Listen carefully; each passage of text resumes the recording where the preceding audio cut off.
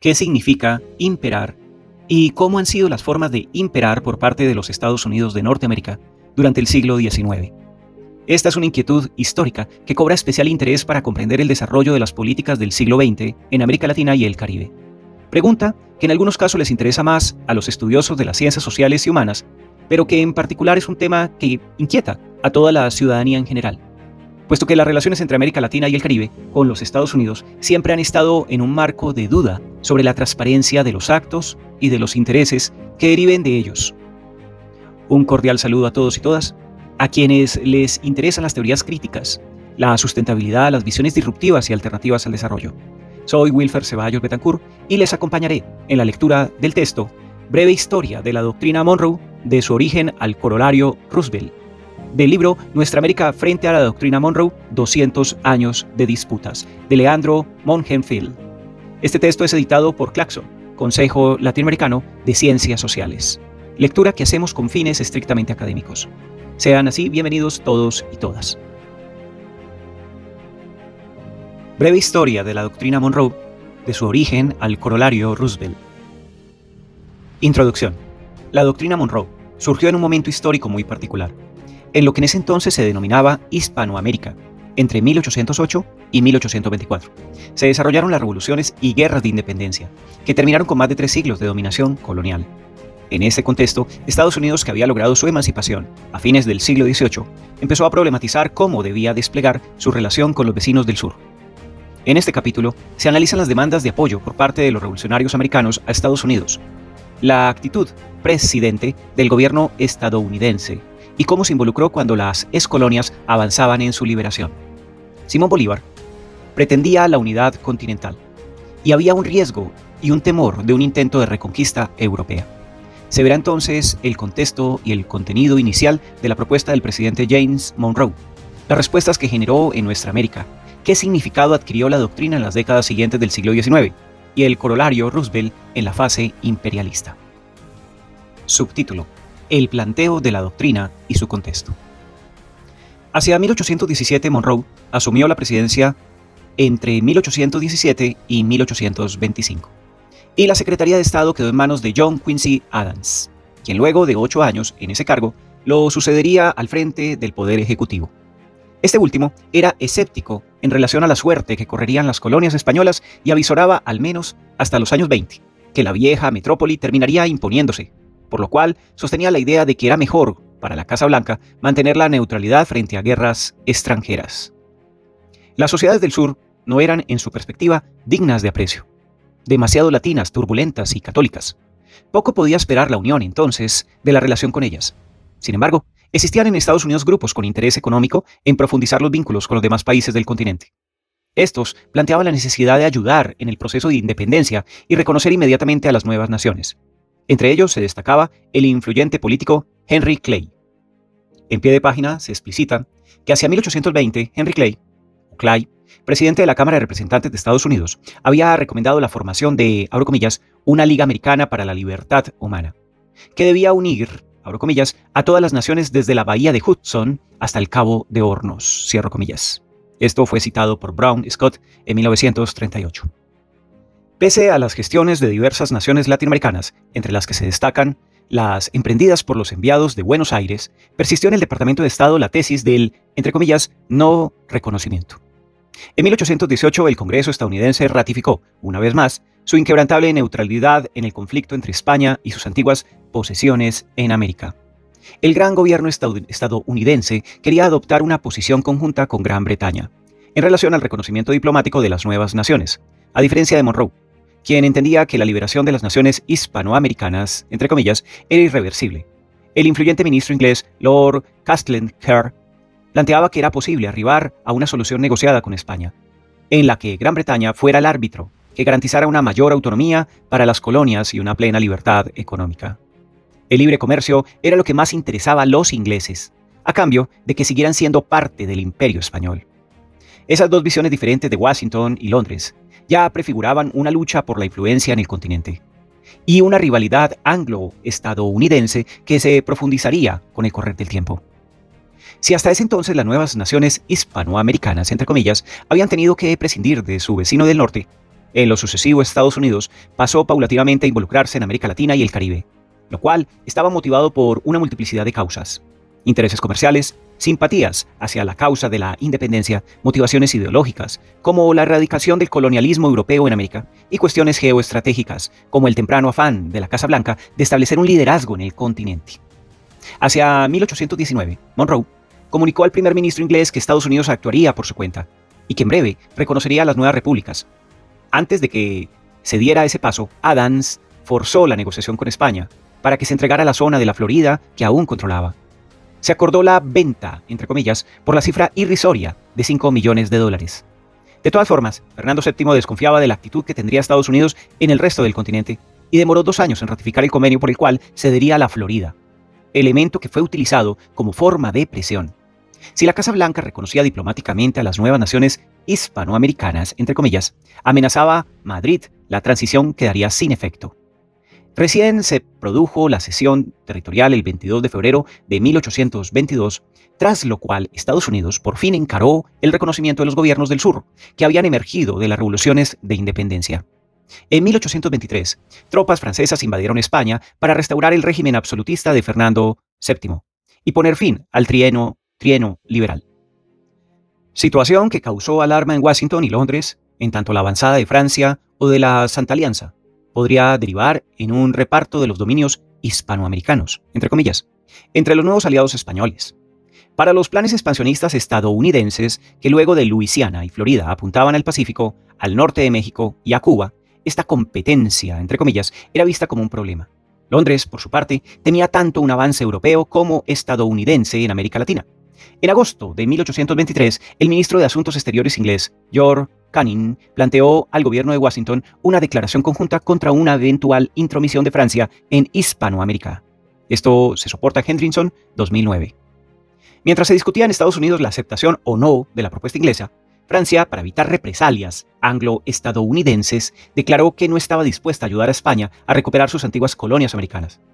El secretario Adams, escéptico del acuerdo con los ingleses, advirtió que, de firmarse su país resignaría la posibilidad de anexarse territorios españoles, con lo cual se verían disminuidas sus pretensiones sobre las Antillas, México y Cuba. Por otra parte, preocupaba el expansionismo de Rusia, que ya poseía Alaska y pretendía avanzar sobre Oregón, entonces disputado por Estados Unidos y Europa. Así, el secretario de Estado planteó que la Casa Blanca debía establecer una política que dejara a Europa fuera de América.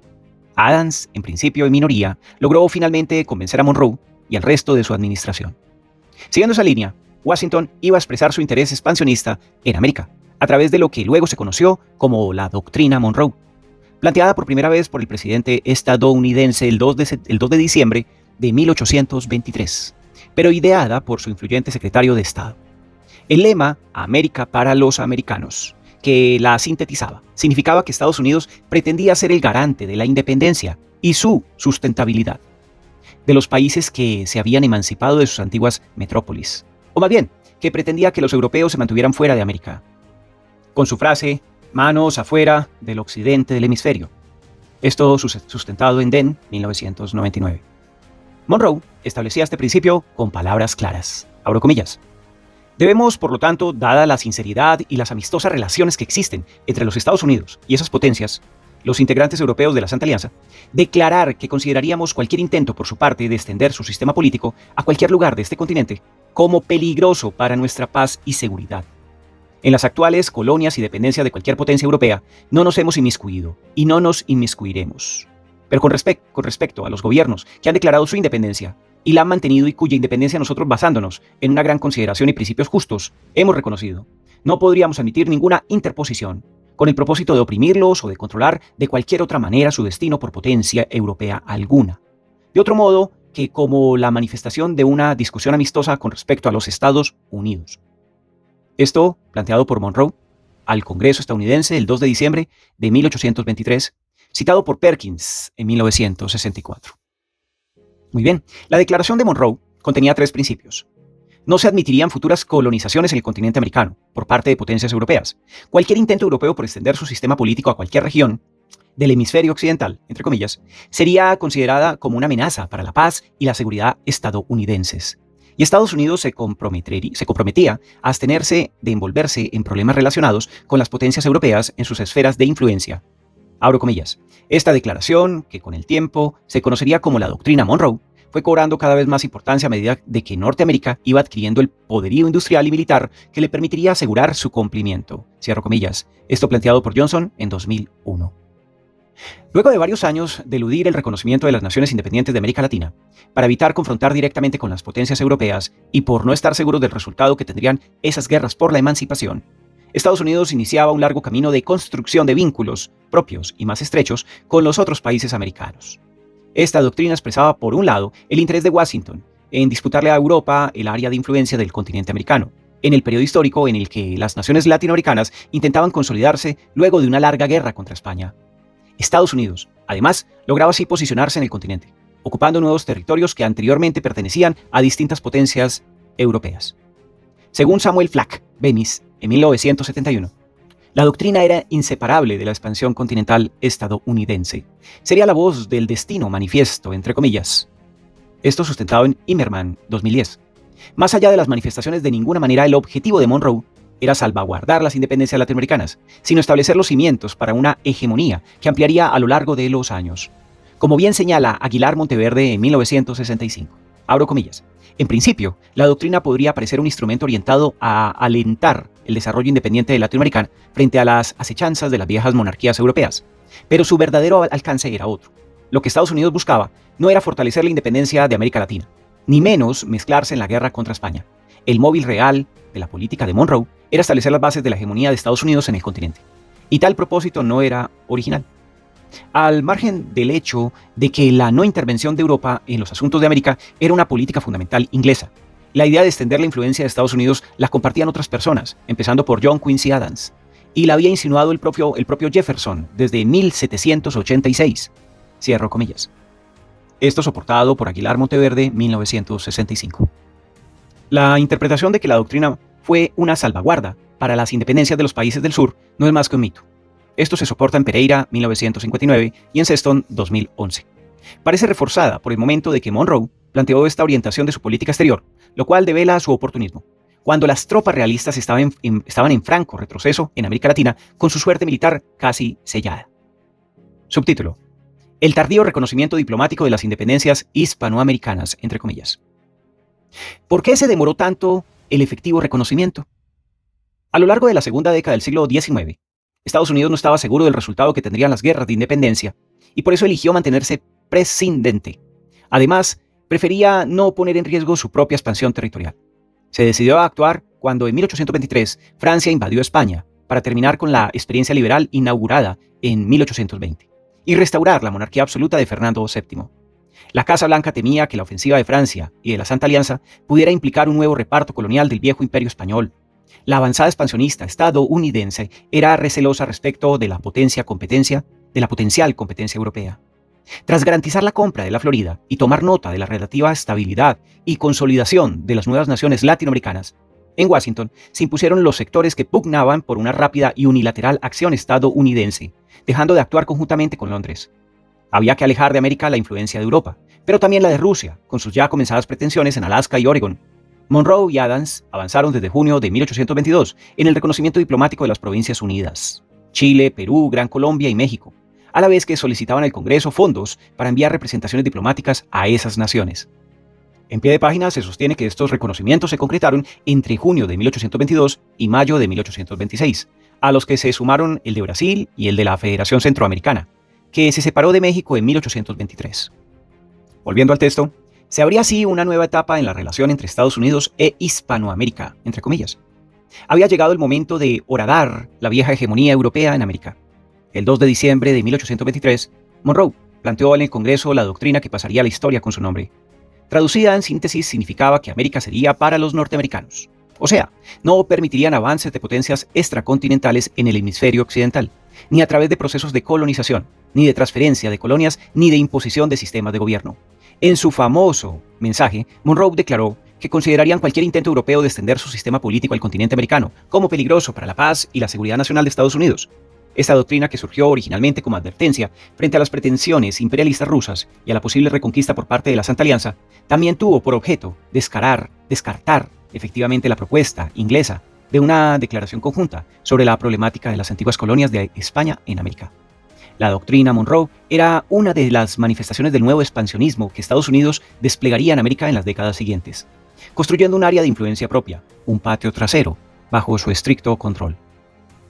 Si bien en Europa esta doctrina fue recibida con frialdad, tildada de unilateral y no reconocida por ningún gobierno, entre los países americanos muchos la interpretaron como un resguardo frente a posibles ataques de las viejas metrópolis. En Buenos Aires, por ejemplo, el agente especial estadounidense John Murray Forbes transmitió el mensaje de Monroe, que se conoció recién en mayo de 1824. Bernardino Rivadavia lo tradujo y compartió con sus pares de Colombia, Chile y Perú. La mayor parte de la prensa porteña también recibió la nueva doctrina con elogios. De todas formas, para Forbes, en los influyentes círculos de poder porteño hubo más apatía que entusiasmo. A diferencia de lo que había ocurrido, por ejemplo, con el memorándum de Polignac, enviado por el canciller británico George Canning al gobierno francés en octubre de 1823. En este documento se planteaba que Londres no toleraría la intromisión de Francia en América Latina. Luego de esa advertencia, el gobierno galo aclaró que no abrigaba pretensiones sobre las excolonias españolas. Forbes vislumbraba quizás, entendiendo tempranamente la visión europeísta y pro-inglesa del grupo rivadaviano y sus sucesores, que en Buenos Aires sería muy difícil para Estados Unidos disputar la hegemonía británica. Se empezaban a percibir las pugnas entre potencias por posicionarse en el Río de la Plata, que condicionarían las complejas relaciones argentino-estadounidenses en las décadas siguientes y complicarían hacia finales del siglo XIX el ambicioso proyecto de James Blaine de establecer una unión aduanera y monetaria a nivel continental. Esto soportado en Mongenfeld 2012. Subtítulo: La reacción de nuestra América. Aún existía un considerable temor por parte de las naciones latinoamericanas, que discutían cómo podrían repeler una potencial intervención de la Santa Alianza Europea. Esto explica en parte por qué la doctrina Monroe fue recibida con entusiasmo en diversos países americanos. En las Provincias Unidas, como se señaló más arriba, el propio Rivadavia envió traducción del discurso de Monroe a los gobiernos de Chile, Perú y Colombia. Cuando reemplazó a Rodríguez como gobernador de Buenos Aires, Juan Gregorio de las Heras alabó la política exterior estadounidense, destacando que la nación del norte, abro comillas, se ha constituido en guardián del campo de batalla para que ninguna potencia extranjera pueda intervenir o ayude a nuestro rival. Cierro comillas. Esto citado en Peterson, 1985. Los periódicos argentinos también la recibieron elogiosamente, pero, como se mencionó más arriba, en el Río de la Plata primó la falta de entusiasmo hacia la declaración de Monroe.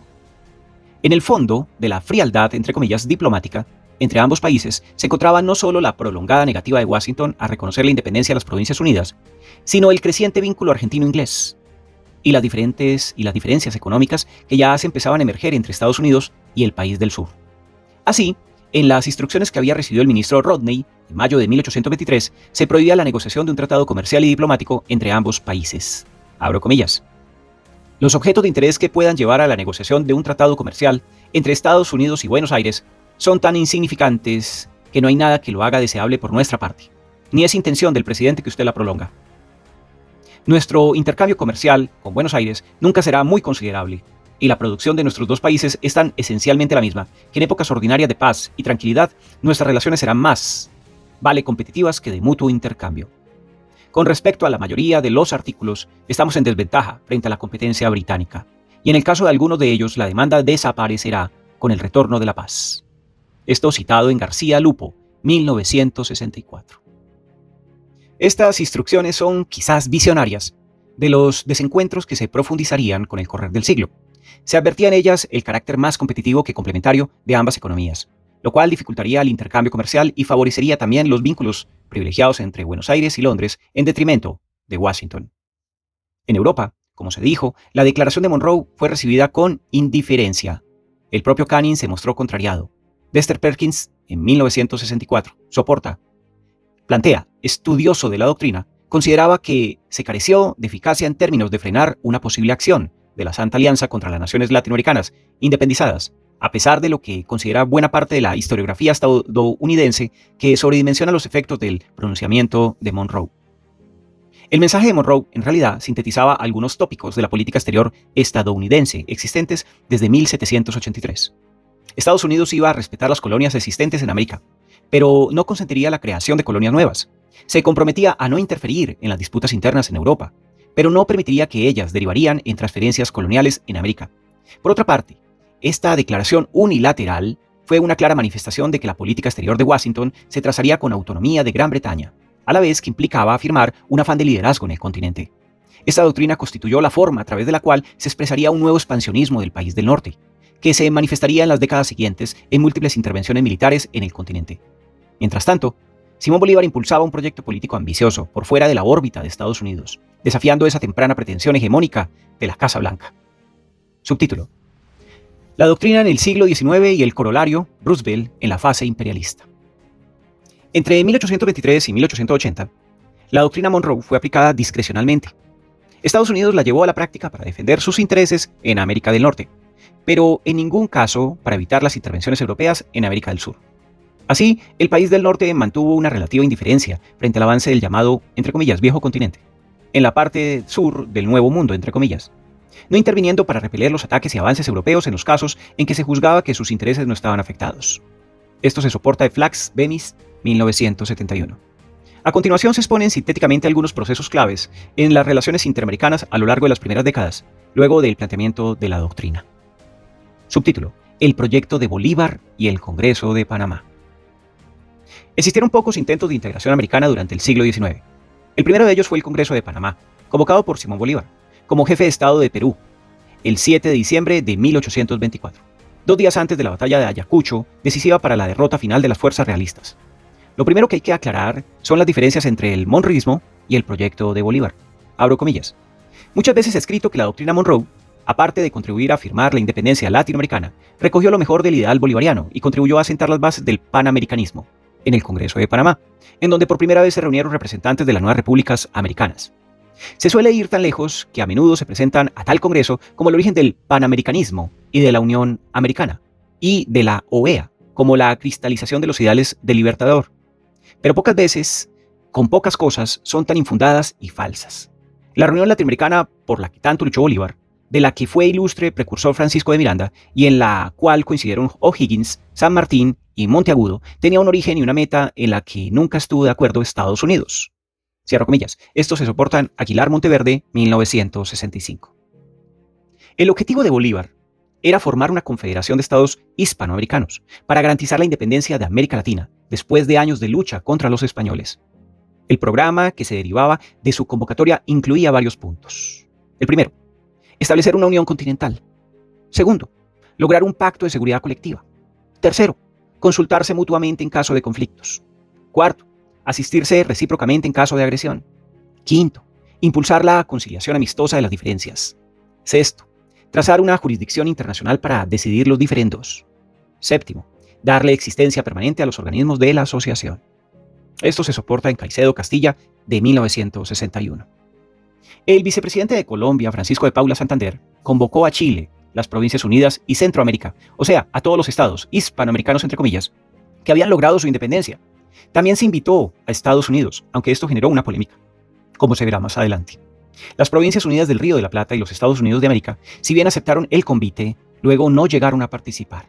El gobierno de las Provincias Unidas era reticente frente a la convocatoria, entre otras cosas por el conflicto que mantenía con Brasil, y el gobierno estadounidense debió enfrentar la negativa de Bolívar a incluirlos en el Congreso y las propias discusiones en su parlamento para aprobar el envío de delegados. Chile tampoco pudo participar, necesitaba la aprobación de su Congreso para mandar representantes, pero este aún no había abierto sesiones. Brasil mostró simpatía frente a la convocatoria, pese a su régimen imperial, pero ocupado como estaba en negociaciones con Gran Bretaña, tampoco pudo enviar representantes. Paraguay parece haber quedado olvidado y tampoco envió delegados. La participación entonces fue relativamente reducida. Solamente 4 estados estuvieron representados. Perú incluía también en ese entonces a lo que actualmente es Bolivia, la Gran Colombia, que incluía además de la actual Colombia, Venezuela, Ecuador y Panamá, México y América Central, es decir, Costa Rica, Nicaragua, El Salvador, Guatemala y Honduras.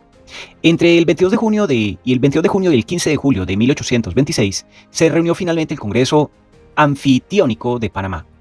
Este cónclave debía servir para fortalecer la independencia de los Estados Unidos, con un ejército a sus órdenes y para resolver los posibles diferendos que pudieran surgir entre ellos. En carta al canciller gran colombiano Pedro Gual, en 1826, Bolívar aclaraba que el Congreso debía arreglar los conflictos, organizar la paz y la justicia internacionales, y crear y mantener la cooperación entre todos sus miembros. El ideal de la gran nación latinoamericana estaba presente en la propuesta bolivariana. Como se mencionó antes, la participación fue limitada. La propuesta del Congreso fue tomada con entusiasmo por José Cecilio del Valle, jefe del gobierno centroamericano, quien ya en noviembre de 1823 había aceptado la primera invitación de 1822. Por el canciller mexicano Lucas Alamán, por el gobierno de la Gran Colombia y por el gobierno del Perú, encabezado en 1826 por el mismísimo Bolívar, quien no pudo asistir a Panamá. En pie de página se sostiene que en el Congreso de Panamá participaron Mariano Michelena y José Domínguez como delegados de México, Antonio Rarazábal y Pedro Molina de Centroamérica, Lorenzo Vidaurre y José Pando de Perú, y los anfitriones colombianos, Pedro Gual y Pedro Briceño Méndez. Por Chile, que había apoyado originalmente la idea durante el mandato de Bernardo de O'Higgins, terminó no asistiendo al haber sido desplazado del poder por los latifundistas clericales. Brasil, que había aceptado la invitación, no concurrió. Paraguay, bajo el mando de José Gaspar Rodríguez de Francia, mantuvo su política autónoma. Volviendo al texto, allí se aprobaron 4 acuerdos: el Tratado de Unión, Liga y Confederación Perpetua, la Convención sobre Contingentes, el Acuerdo Confidencial relativo a los contingentes y el acuerdo para trasladar la Asamblea a la ciudad de Tacubaya, cercana a la Ciudad de México, en donde continuaría reuniéndose periódicamente. ¿Qué pasó con las Provincias Unidas? Desde el principio, las autoridades de Buenos Aires, en representación de las relaciones exteriores de las Provincias Unidas, observaron con recelo la propuesta bolivariana. Rivadavia recibió con frialdad al enviado de Bolívar, Joaquín Mosquera. Ya había abandonado, entre comillas, a San Martín y a su ejército libertador, negándole apoyo material para continuar con su avance en Perú. Eso se soporta en Yepes, 1976.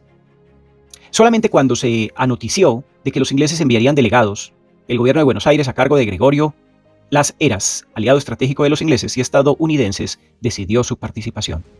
Así aplaudía años después Juan Bautista Alberdi la temprana postura porteña, contraria a la propuesta bolivariana. Abro comillas. Para honor de Rivadavia y de Buenos Aires, se debe recordar que él se opuso al Congreso de Panamá y a sus principios porque comprendió que favoreciéndolo aniquilaba desde su origen con sus miras de inmigración europea y de estrechamiento de este continente con el antiguo, que había sido y debía ser el manantial de nuestra civilización y de progreso. Cierro comillas. Esto se soporta en Alberdi, citado por Spinell en 1928. De esta forma, comunicaba Las Heras al gobierno de Perú la, entre comillas, aceptación de la invitación. Abro comillas.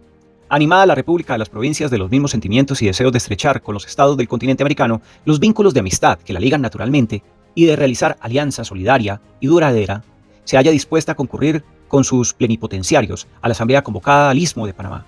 Al gobierno le es sensible que la distancia y las dificultades que la estación presenta no permitan la concurrencia de sus plenipotenciarios al lugar. Plazo y señalado. Mas él empleará todos los medios a fin de que a la brevedad posible puedan tomar parte en los grandes e importantes trabajos que deben ocupar aquella distinguible asamblea. Esto es una nota de Las Heras al Supremo Consejo del Perú. Buenos Aires, 9 de septiembre de 1825, citado por Yepes en 1976. Las Provincias Unidas no llegaron a enviar delegados, lo cual también resultó una manifestación de la reticencia frente al proyecto que había impulsado Bolívar. Se inauguraba, como se verá luego, una clara orientación europeísta de la política exterior y la inserción internacional argentina, una de cuyas manifestaciones era darle la espalda a América Latina. Los delegados de las Provincias Unidas, según instrucciones previas del gobierno, debían intentar limitar los alcances del Congreso de Panamá a las garantías para la libertad de comercio y la inviolabilidad de la propiedad privada. El principal motivo de la no participación de las Provincias Unidas, tras haber aceptado la invitación, fue el litigio con Brasil por el estado cisplatino. Según estimó el gobierno de Buenos Aires, el Tratado de Confederación que se discutiría en Panamá podía favorecer a su vecino en la resolución del conflicto. Sin embargo, luego de difundirse esta versión, los delegados colombianos pidieron instrucciones al respecto, tras lo cual el vicepresidente Santander aclaró que analizaba el conflicto como una guerra entre estados, en la que la independencia de ninguno de los dos estaba en riesgo, por lo que no se tomaría partido al respecto. Además, el gobierno mexicano sugirió que se invitase a Brasil, a pesar de tener un gobierno imperial, iniciativa que llevó adelante el gobierno colombiano. Estas circunstancias alentaron un cambio en la posición porteña respecto al envío de delegados. Más allá de esto, una razón de peso para no participar era la oposición de Buenos Aires al establecimiento de una autoridad suprema que pudiera controlar los asuntos más importantes y las relaciones entre los estados del Nuevo Mundo, entre comillas. La clase dirigente porteña no quería interferencias, entre comillas, en su relación privilegiada con Inglaterra y con otros países europeos. Las Provincias Unidas del Río de la Plata quedarían así, al margen del primer Congreso americano. ¿Cuáles fueron los resultados del Congreso que contó finalmente con la participación de Colombia, México, América Central y Perú, más los observadores de Gran Bretaña y Holanda? Como se dijo, cuando lanzó la convocatoria en 1824, Bolívar ya no tenía en mente conformar un solo Estado nacional, con un gobierno a su cargo, sino establecer una alianza política, económica y militar sin disolver las repúblicas que la constituían, para enfrentar los avatares de la nueva vida independiente de las naciones latinoamericanas. Sin embargo, debido al carácter de los gobiernos que en ese momento se conformaban en América, ni siquiera este proyecto fue viable. En Panamá, entonces, fue poco lo que se logró. En 10 sesiones, los delegados aprobaron las 4 resoluciones mencionadas más arriba. La declaración central, muy lejos de crear la Asamblea Continental que ambicionaba Bolívar, limitó sus atribuciones a la negociación de convenios mutuos y a la mediación en caso de conflictos. Se puso en primer lugar el respeto por las soberanías de cada república, por lo cual las resoluciones no tendrían carácter vinculante, sino que serían meramente declaraciones o recomendaciones. Tampoco se aprobó la propuesta de Bolívar de crear una fuerza militar conjunta para frenar cualquier intento de las potencias europeas de reconquistar las colonias, sino que estableció una cooperación militar muy limitada en la que cada república mantendría el mando de sus propias tropas. Hubo un acuerdo final para volver a reunirse en México, promesa que nunca se concretó. En pie de página, el autor señala que hubo una reunión de delegados en 1828, pero como México, Centroamérica y Perú no habían ratificado lo votado en Panamá, solo Colombia lo había hecho, la Asamblea no pudo constituirse como tal. Bolívar evaluó muy negativamente los resultados del Congreso en agosto de 1826. En carta al jefe del Departamento de Venezuela, José Antonio Páez, escribió, abro comillas, el Congreso de Panamá, institución que debiera ser admirable si tuviera más eficacia, no es otra cosa que aquel loco griego que pretendía dirigir desde una roca los buques que navegaban. Su poder será una sombra y sus decretos meros consejos, nada más. Cierro comillas. Esto citado en Martínez, 1959. Según Páez, el fracaso se debía a la oposición de Estados Unidos a los planes de Bolívar para luchar en pos de la independencia de Cuba y Puerto Rico. Asunto que, según explicamos, era fundamental para los intereses expansionistas del país del norte. En 1829, Bolívar realizó un balance general de la situación de la región. Y en un texto titulado, abro comillas, Una mirada sobre la América Española, cierro comillas, allí reafirmaba ese escepticismo y de alguna manera anticipaba lo que ocurriría en el resto del siglo. Abro comillas. No hay buena fe en América ni entre las naciones. Los tratados son papeles, las constituciones libros, las elecciones combates y la vida un tormento. Esta es, americanos, nuestra deplorable situación. Cierro comillas. Carta escrita por Bolívar. En las décadas siguientes se asistiría a nuevos intentos de conformar una unión continental, que se plasmaron en 3 congresos latinoamericanos. Subtítulo: Los fallidos congresos latinoamericanos. Luego del Congreso de 1826, existieron otras 3 conferencias continentales. El primer Congreso Americano de Lima, en diciembre de 1847 a marzo de 1848. El Congreso Continental celebrado en Santiago de Chile, en septiembre de 1856. Y el segundo Congreso Americano de Lima, de noviembre de 1864 a marzo de 1865. Estos cónclaves, a los que asistieron apenas algunos pocos estados hispanoamericanos, entre comillas, respondían a la necesidad de las nacientes naciones de hacer frente a las amenazas externas y a los intentos expansionistas europeos en particular. En pie de página, el autor señala que España recién empezó a reconocer la independencia de algunas de sus antiguas colonias hacia mediados del siglo XIX. Es decir, México, 1845, Bolivia, 1847, Nicaragua, 1850, Argentina, 1858. Pero no lograron articular una integración duradera. Se daban en una etapa en la que las naciones latinoamericanas estaban atravesadas por múltiples conflictos económicos, políticos, sociales y militares, que signaron sus primeras décadas de vida mientras se iban constituyendo las bases de los estados nacionales. En ninguno de ellos participaron ni Estados Unidos ni Argentina, los 2 países que más influencia tendrían en las discusiones de la primera conferencia panamericana iniciada en 1889. Más allá de esta circunstancia, estos cónclaves, sin duda, fueron un antecedente que marcó el proceso de integración, entre comillas, que luego pasaría a impulsar Estados Unidos, con un sentido claramente distinto. Además, sentaron las bases del derecho internacional americano.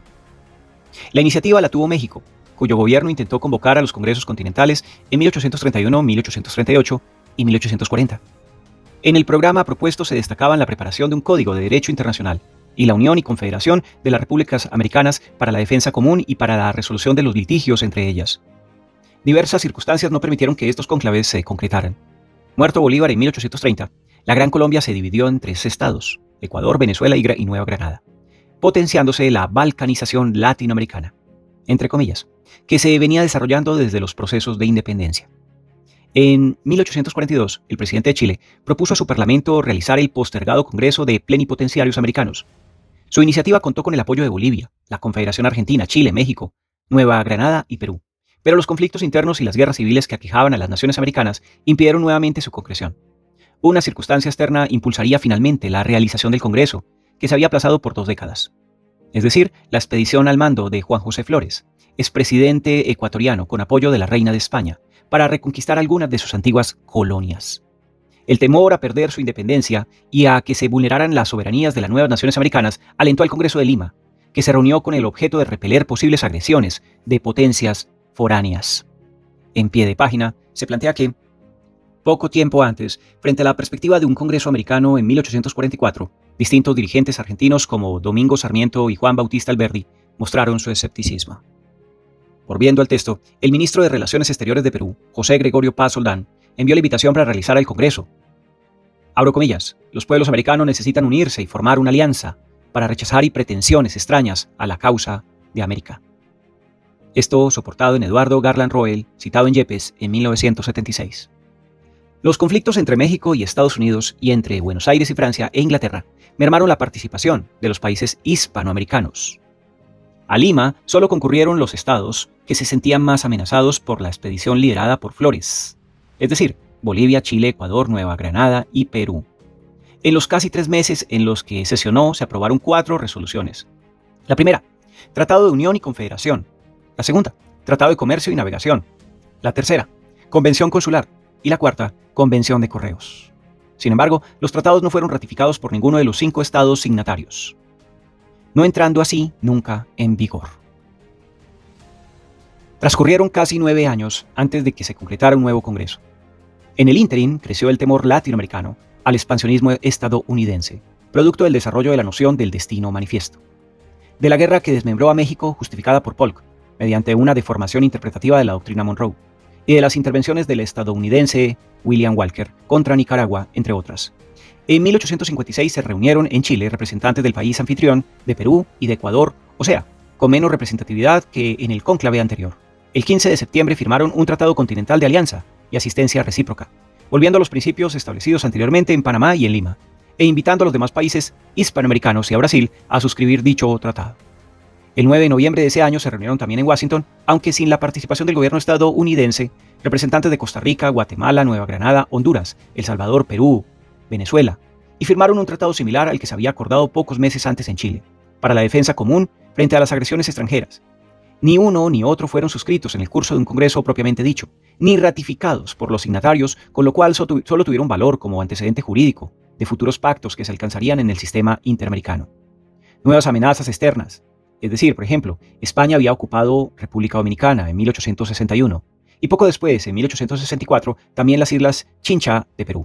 México había sido invadido por Francia en 1862. Estados Unidos estaba en plena guerra civil, pero con una política exterior expansionista que pretendía seguir avanzando en América Latina, y la mayor parte de los países latinoamericanos sumidos en crisis económicas y políticas motivaron la realización del Segundo Congreso Americano, que se realizó en la capital peruana entre el 15 de noviembre de 1864 y el 12 de marzo de 1865. Concurrieron Bolivia, Colombia, Chile, Ecuador, Guatemala, El Salvador, Venezuela y Argentina. Solo Argentina en carácter de observador. Se firmaron un tratado de unión y alianza defensiva entre los Estados de América, un tratado sobre conservación de la paz entre los Estados de América y convenciones de comercio y navegación y de correo. El objetivo era nuevamente discutir las cuestiones políticas que tenían que ver con la defensa de la integridad territorial y de la independencia de las repúblicas hispanoamericanas frente a las amenazas externas. En pie de página, el autor señala que inmediatamente después de este congreso hubo una expresión concreta de la solidaridad americana, cuando los ejércitos de Chile y Perú participaron conjuntamente en la batalla de Aptao, para repeler a las tropas españolas el 2 de septiembre de 1866. Volviendo al texto, hubo un último intento de reunir otro congreso de estas características, convocado por la Cancillería peruana, casi 2 siglos después, en septiembre de 1866. Pero este nunca llegó a concretarse. Se alejaba del peligro de la reconquista española y emergían conflictos entre países latinoamericanos. Se estaba desarrollando para ese entonces la Guerra de la Triple Alianza y se perfilaba la Guerra del Pacífico. Brasil, Argentina, Uruguay, Paraguay, Chile, Bolivia y Perú se enfrescarían en luchas intestinas, ahondando aún más la balcanización y alejándose del ideal bolivariano, de una gran nación latinoamericana o una confederación. Europa, por su parte, buscaría otra forma de reposicionarse en la región, no tanto a través de las reconquistas coloniales, sino mediante la inversión de capitales, los préstamos y el comercio internacional. La fragmentación regional pasaría a ser parte de la estrategia no solo europea, sino también de Estados Unidos, que luego de la Guerra Civil, y de acuerdo con un acelerado desarrollo capitalista, precisaría de nuevos mercados y del abastecimiento de alimentos y materias primas baratas que el resto del continente podría proveerle. La política exterior estadounidense estuvo asignada en esos años por la idea del destino manifiesto, fundamentación de un expansionismo que llevó a incrementarse considerablemente en el territorio de esa república, avanzando sobre los pueblos originarios y sobre los latinoamericanos, en muchos casos con una apoyatura ideológica claramente racista, con raíces religiosas. Ciertas colonias de Nueva Inglaterra se habían considerado un nuevo pueblo elegido, que tenía una misión divina en el sentido de crear una comunidad diferente de la que imperaba en el llamado, abro comillas, viejo mundo. Esa ideología se potenció y transformó en los años siguientes. La expansión territorial, fundamentalmente durante la presidencia de James Polk, es decir, 1845 y 1849, llevó a la guerra con México entre 1847 y 1848, que derivó en la incorporación de Texas, California, Arizona, Nevada, Utah y Nuevo México, entre otros. Sobre la anexión de Texas a la Unión, Polk declaró en su mensaje al Congreso el 2 de diciembre de 1845, abro comillas: debemos mantener siempre el principio de que los pueblos del continente americano tienen por sí solos el derecho de decidir su propio destino.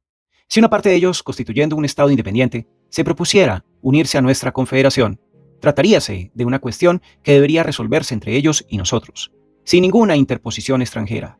Nunca podremos consentir que las potencias europeas interfieran para impedir tal unión bajo pretexto de que esto pudiese alterar el equilibrio de fuerzas que ellas desean mantener en este continente. Cierro comillas. Esto soportado en Perkins, 1964. Por supuesto que en esta oportunidad no se planteó ningún argumento panamericano para repeler el ataque estadounidense a México, que perdió una parte considerable de su territorio. En la década de 1860, Estados Unidos se vio envuelto en la disputa entre el norte y el sur, que derivó en una prolongada guerra civil, con lo cual difícilmente podría intentar presionar para participar en congresos cuyo objetivo era justamente repeler las agresiones exteriores, entre otras, las que el país del norte había ejercido contra México.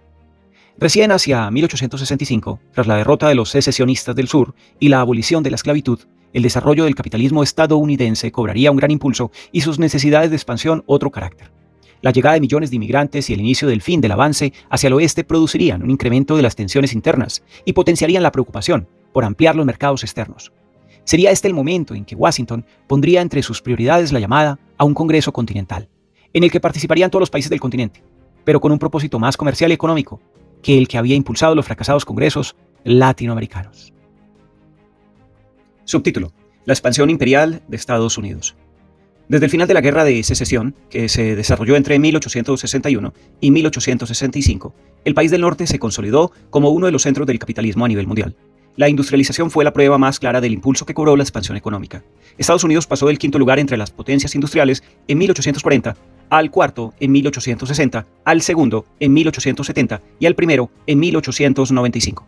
Más temprano que tarde, se cerró la frontera del oeste y el capital requirió una mayor ampliación geográfica de sus zonas de influencia.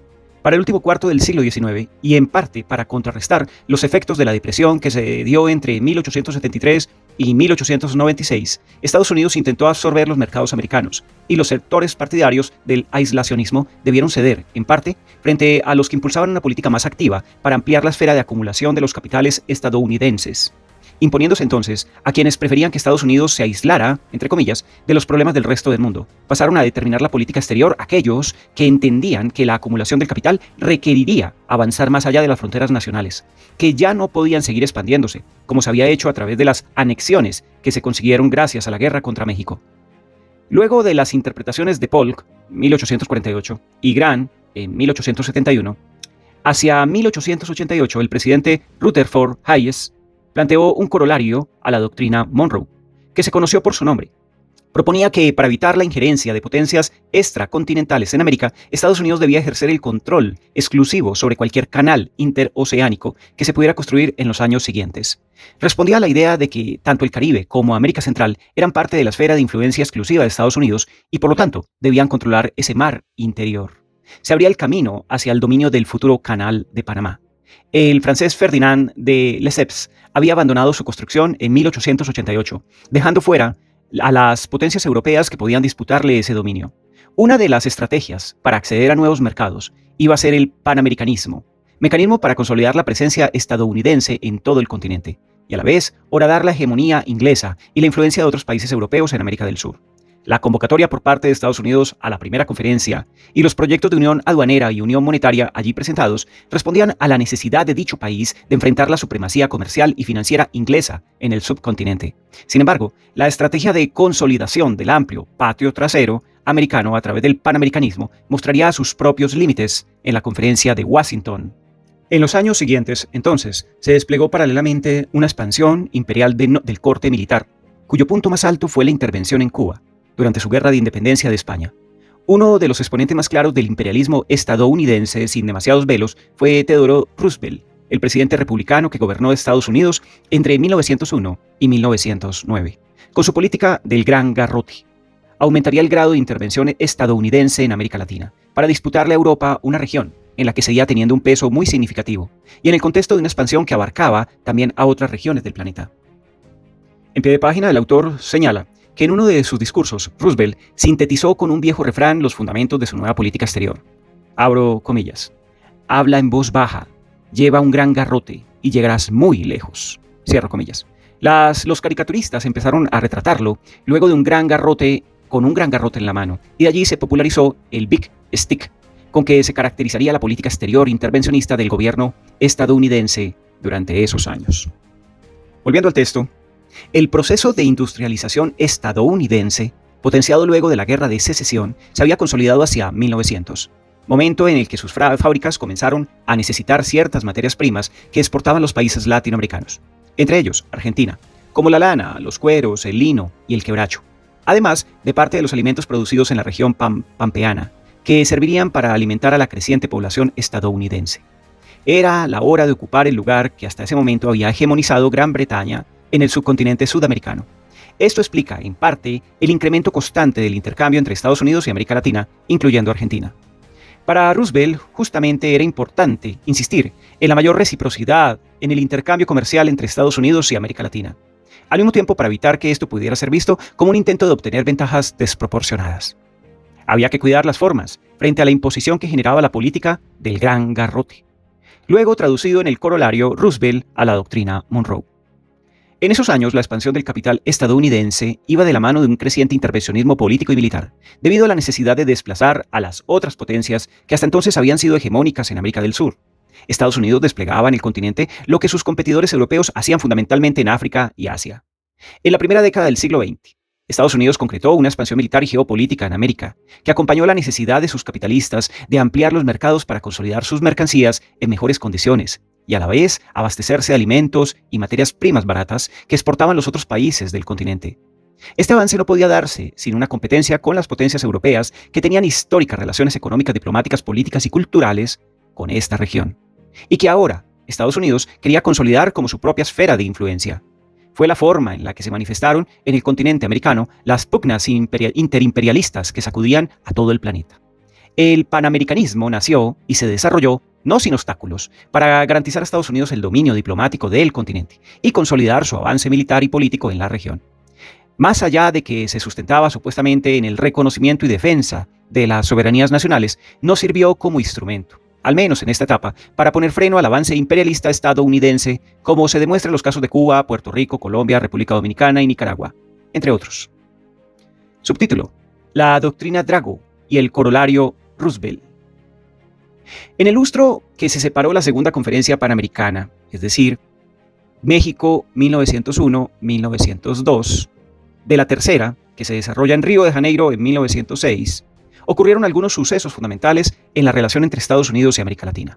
Entre ellos debe citarse en primer lugar el conflicto por el ataque que sufrió Venezuela y las doctrinas, entre comillas, que de allí se derivaron, que sin duda marcaron el ritmo de la conferencia de Río.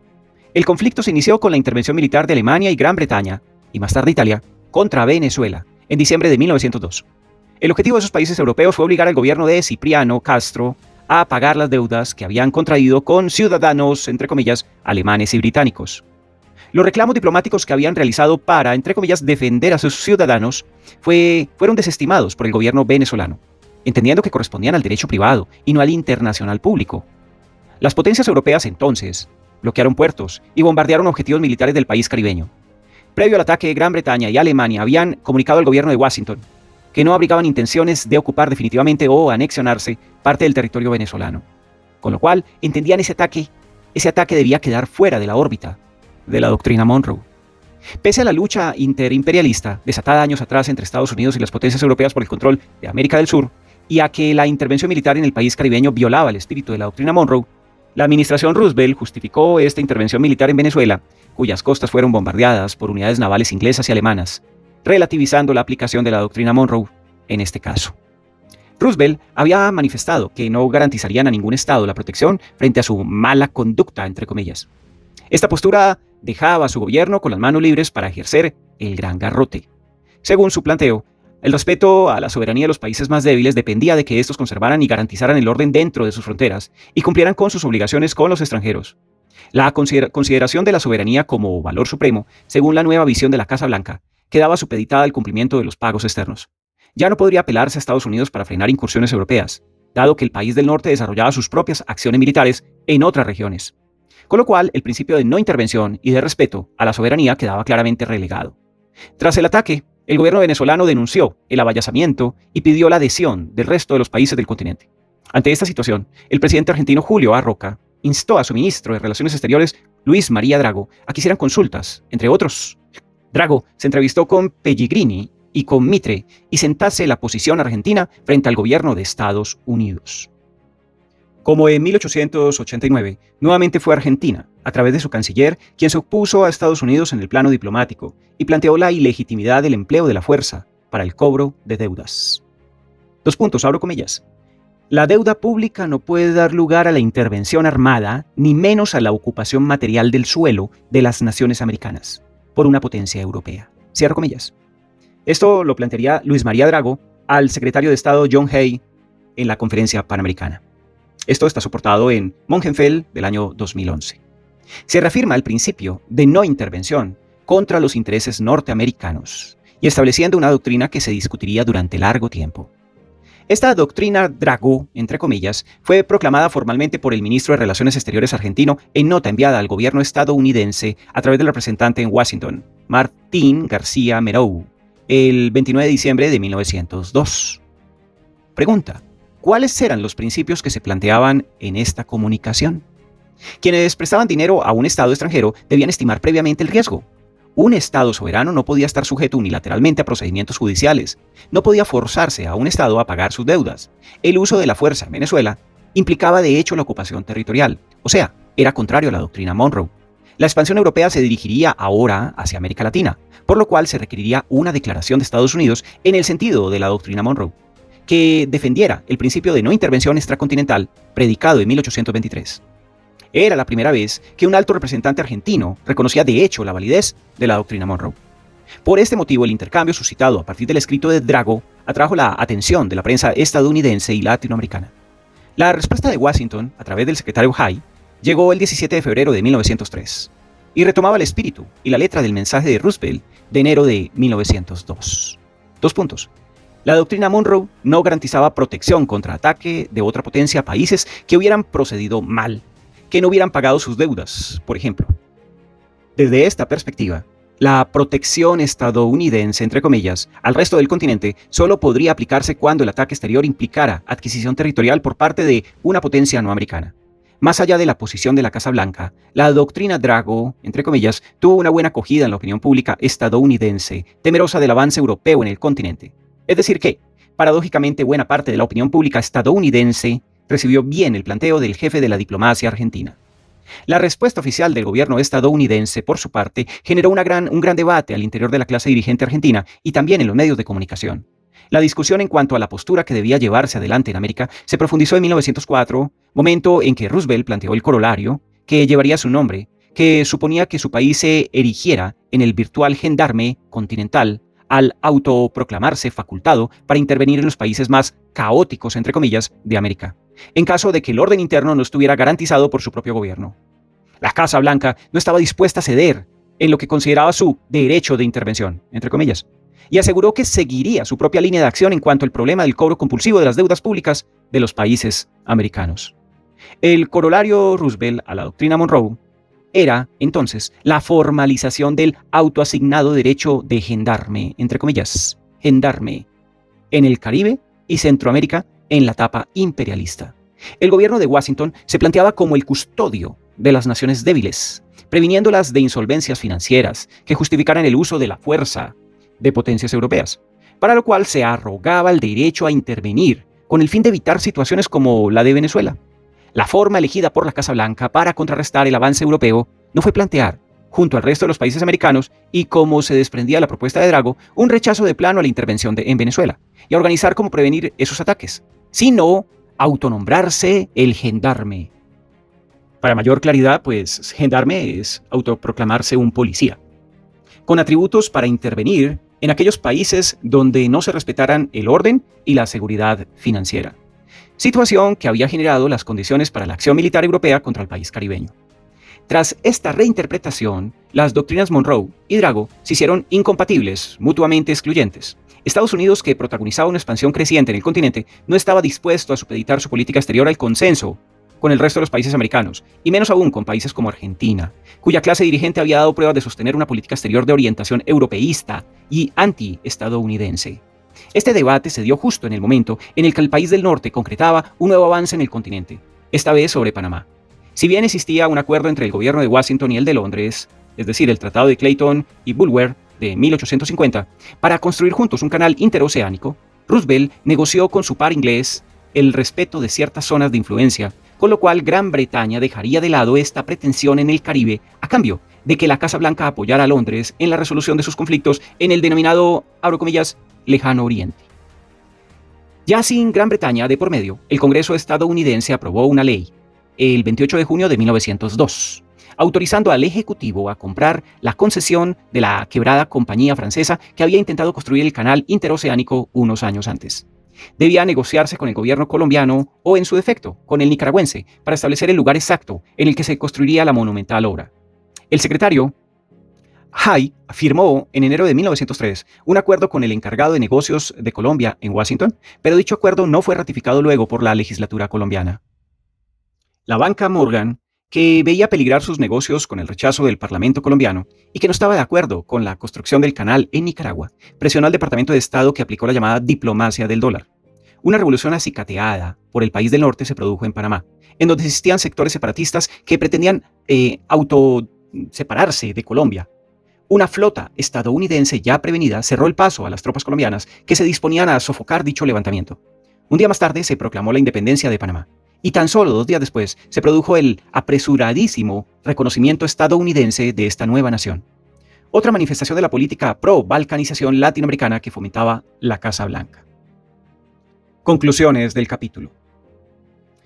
El largo y complejo proceso de independencia de las naciones de nuestra América entre 1808 y 1826 planteó una etapa inicial de las relaciones con Estados Unidos, signada por la búsqueda de las primeras de reconocimiento diplomático y ayuda material en el contexto de las dificultades en la lucha contra España y sus aliados europeos, y por la reticencia del país del norte a involucrarse activamente en el apoyo a las independencias de sus vecinos del sur. En Estados Unidos se imponía una visión expansionista, que potenciaría el llamado destino manifiesto y las adquisiciones territoriales a través de anexiones diversas, y también una creciente autonomización respecto a Europa, que derivó en la doctrina Monroe, que planteaba que América debía ser para los norteamericanos. Si bien en esta etapa Estados Unidos dependía del poderío naval británico, en las décadas siguientes construyó la fuerza militar y económica que le permitiría llevar a la práctica el anhelo de Monroe y Adams. Tanto el Congreso propuesto por Bolívar en 1824 como los otros 3 que se hicieron unas décadas más tarde tenían por objetivo avanzar en el entendimiento de las naciones americanas para repeler posibles amenazas y ataques exteriores, coyunturas que variaron a medida que avanzó el siglo XIX. En algunos casos la amenaza provenía de España, por ejemplo, 1826, 1847, 1864. Mientras que en otros, de la política expansionista estadounidense, 1856, por ejemplo, tras su guerra con México. La postura de los países latinoamericanos hacia Estados Unidos oscilaba entre la potencial necesidad de aliarse para repeler la amenaza europea y las esperanzas de algunos de que la doctrina Monroe, bien aplicada, pudiera ser un reaseguro para las naciones americanas independientes, y el temor a que ese creciente poderío estadounidense amenazara finalmente esa independencia, como se había visto en parte en la guerra de Estados Unidos contra México. En todos estos congresos, durante la etapa del llamado viejo panamericanismo, participaron solo algunas de las naciones latinoamericanas. De los países que no habían sido colonia de España, tampoco participó Estados Unidos, solo invitado a Panamá, pero no por Bolívar, ni Brasil ni Haití. Argentina no concurrió a estos fallidos cónclaves, salvo al de 1864, pero solo en carácter de observador. Otra característica de estos congresos fue que mostraron que difícil era llevar a la práctica los principios que habían inspirado a Bolívar. En particular, el ideal de la Unión Latinoamericana y de la defensa multilateral frente a cualquier intento de reconquista. Ni se logró consolidar una unión para repeler las agresiones externas, ni tampoco se avanzó en establecer un mecanismo para solucionar las controversias entre los propios países participantes. Y los pocos tratados que se acordaron no fueron ratificados. Solo se establecieron algunos antecedentes para el desarrollo futuro del derecho público internacional americano.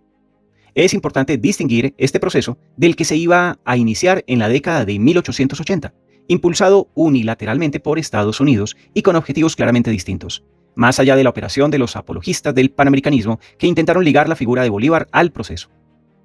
En el siglo XX, Estados Unidos impulsó la Unión Panamericana y luego la Organización de los Estados Americanos, OEA, bajo la dirección de la Casa Blanca.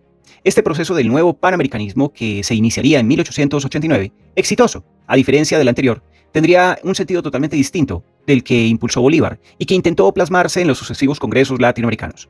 Pregunta: ¿cómo pueden explicarse los magros resultados alcanzados en las reuniones continentales del siglo XIX?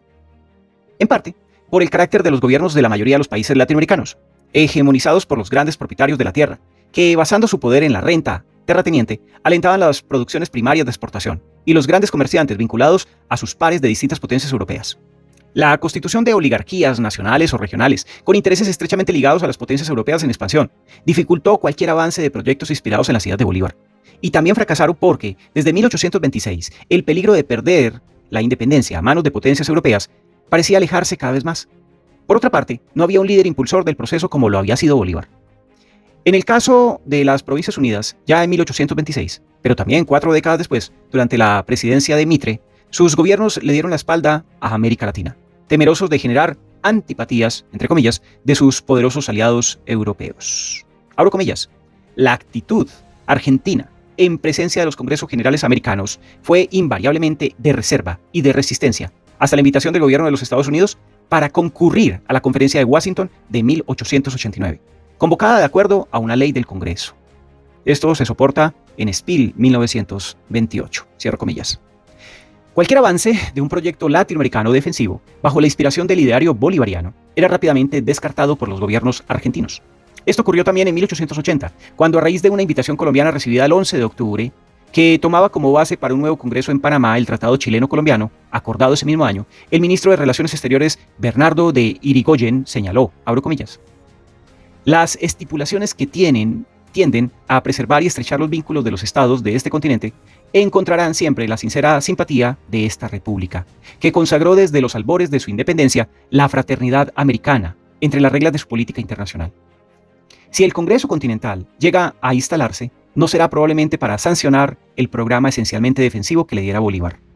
Las exigencias de comunicación y de transporte que resaltan entre los adelantos del siglo, y las debilidades con que América entrega sus riquezas a los hombres nacidos en todas las latitudes del globo, son las benéficas influencias que suprimen los antagonismos de ambos mundos.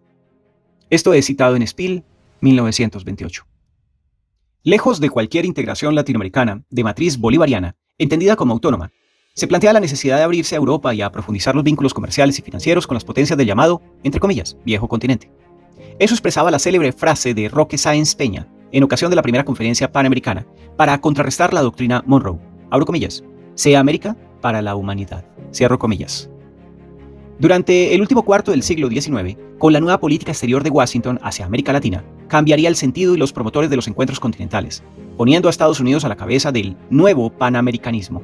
Al mismo tiempo, tras su involucramiento en la guerra entre Cuba y España, Estados Unidos empezó a desplegar una política intervencionista más agresiva, fundamentalmente en América Central y el Caribe, que derivó en el corolario Roosevelt de la doctrina Monroe, o sea, en el Gran Garrote. El avance económico iría de la mano del uso más habitual y explícito del músculo militar imperial, lo que el quinto presidente estadounidense se había planteado en 1823 parecía poder concretarse en esta etapa, donde el poderío estadounidense igualaba y superaba al de las viejas potencias imperiales. Ante el intento de panamericanizar la doctrina Monroe, José Ingenieros planteaba en Buenos Aires un análisis muy crítico del imperialismo estadounidense. Abro comillas. No somos, no queremos ser más, no podríamos seguir siendo panamericanistas. Si durante el siglo pasado pudo parecer la doctrina Monroe una garantía para el principio de los nacionales, contra el derecho a la intervención. Hoy advertimos que esta doctrina expresa el derecho a la intervención de los Estados Unidos contra el principio de las nacionalidades latinoamericanas. De hipotética garantía se ha convertido en peligro efectivo. Esa hipotética doctrina, que nunca logró imponerse contra las intervenciones europeas, ha tenido el fin, por función, asegurar la exclusividad de las intervenciones norteamericanas. Así nos lo sugiere la reciente política imperialista norteamericana, que ha seguido una trayectoria alarmante para toda la América Latina. Cierro comillas, esto planteado por José Ingenieros, nuevamente citado por Aguilar Monteverde en 1965. De esta forma, hemos llegado al final de la lectura de este capítulo, denominado Breve Historia de la Doctrina Monroe, de su origen al corolario Roosevelt. Capítulo del libro Nuestra América frente a la Doctrina Monroe, 200 años de disputas, de Leandro Morgenfeld. Libro editado por el Consejo Latinoamericano de Ciencias Sociales, lectura que hacemos con fines estrictamente académicos. En esta lectura hemos abordado el planteo de la doctrina, el contexto en el que se dio, ese tardío reconocimiento diplomático de esas independencias hispanoamericanas, la reacción que tuvieron los diferentes países, entre ellos, por ejemplo, Argentina, Colombia, México, la doctrina en el siglo XIX y el corolario Roosevelt de la fase imperialista. Les invito a que puedan acompañarnos en la siguiente lectura de la doctrina Monroe en el siglo XX, donde abordaremos la filosofía, la política, la ideología del gran garrote al buen vecino. Todo lo que pasó en la Segunda Guerra Mundial y la doctrina Truman, las relaciones interamericanas durante la Guerra Fría y todo el fenómeno de la posguerra fría y el consenso de Washington. Soy Wilfer Ceballos Betancourt y espero poderlos acompañar en esta siguiente lectura. Que estén bien.